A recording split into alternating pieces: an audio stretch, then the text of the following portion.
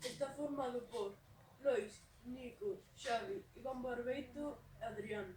Tocounos o traballo dos eclipses e utilizamos un trozo de cartón pluma, cartulina azul marino, pintura amarilla, azul, verde e gris, un trozo de papel e rotulador, tamén bolas de poliestireno de distintos tamaños.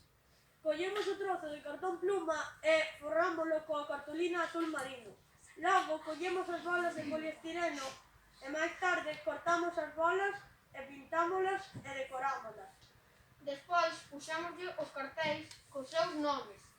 Pegamos e aguantamos ben. Puxémoslle os nosos nomes. E